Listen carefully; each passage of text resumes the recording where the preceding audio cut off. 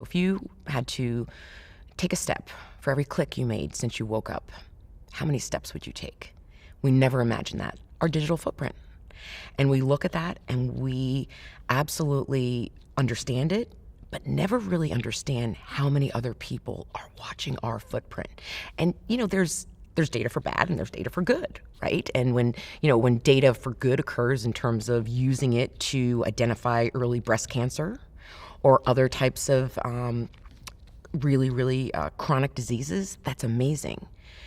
When data is used to track, to bully, to stalk, that's when it becomes very, very troublesome.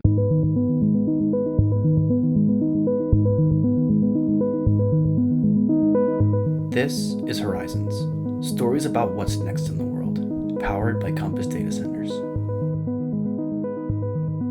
So it's tracking its preferences, it's clustering you with other people that are like-minded, that may have the same, it's lifestyle. Where are you in your lifestyle? What products may you need? Anything that you purchase has a file. Those names, that data set gets sold. And then companies look at that and target and then retarget. So on Instagram, it may be whether it's an A/B test to see what you respond to versus somebody else in your same cohort, or it could be an influencer. The days of influencers and showcasing everything there. But I think the inline ads, and I've gotten caught up in it too, because all of a sudden you realize they're tracking you and and it's a pattern. And then you look and you think, oh gosh, seasonally, every year I look for this. Or I look for this, or I mention this person on my post. Now all of a sudden, they're mentioning things that anything they mentioned, I'm also seeing. Are they trying to connect? So it's really data clustering, and we've been doing it for years. I mean, many, many years ago, when we were doing even direct mail, and think about that demographic and psychographic information, how to really speak to consumers and not go the amplification of everyone to, you know what, Connor, I think you should, Connor, I know you wear a black t-shirt on Tuesdays. To that specification, but to make people feel they know you. And they want to make you feel because they want to build your trust. And trust and authenticity is the name of the game. There's a company, I think in Texas, for a cup of coffee, it was free. You just gave your data.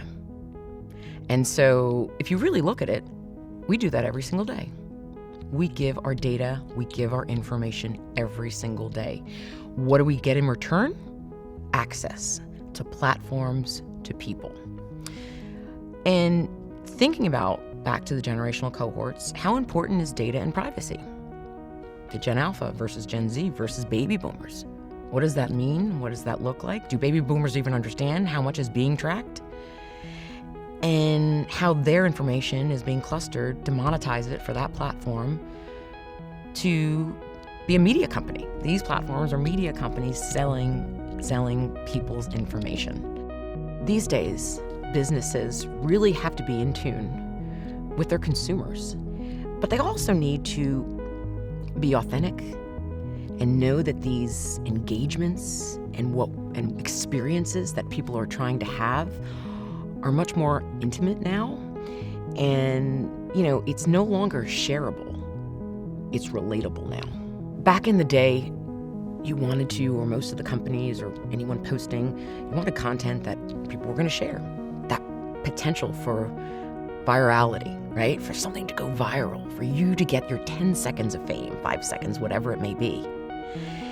Nowadays, it's almost, we have lost the focus. We've almost kind of zoned those things out. If you look at it in the way we read, the way we write, whatever it may be, and then you go online and it's smaller and smaller. And what captures us? Do banner ads even work anymore? Or do we just absolutely not even look at that? And so all that stuff is being shared constantly. But until that time of relatable and it connects to you at the right time, with the right message, on the right frequency, that's when you're building a community of people that support you, support your brand, understand it. So yes, shareable will always be a component, but it really is more intimate now with social. It's relatable. It's I want to understand you, or I know this may be something you've suffered with for so long. It's not just your thing. It's a thing. And let's all work through it and talk about it. But I think what we're going to see is an expansion of Twitch, one of the most powerful platforms. Recently, Burberry partnered with Twitch to do an online live stream fashion show. Right in the moment. That's where people want to be in a lot of different aspects. I mean, one of the aspects of, any of these social media platforms, specifically, Instagram, Facebook, wherever it is the likes. It's empowering, right? And it's to a certain extent, from a psychological perspective, it's intimidating, right? And so for years, and there's a lot of Gen Z, if I don't get 500 likes, I'm taking it down. Like they look at it as if they failed, and that's deep. That's really, really deep. At the end of the day, everything is built on stories. And if you think about it, it brings us back to campfire days and bringing together in something of interest that's relative. It's now just in the digital format. But if they're making money, why change it, right? Unless somebody like Congress forces them to change it.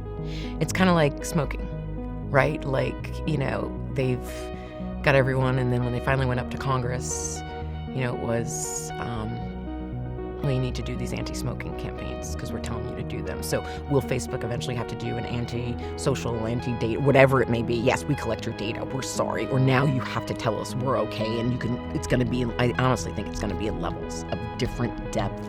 And that's where it's going to potentially, to a certain extent, monetize, where a company can say, oh, we have this level of depth in this target audience, like no other platform, only we have it. And that's going to change the whole monopoly of social media as well.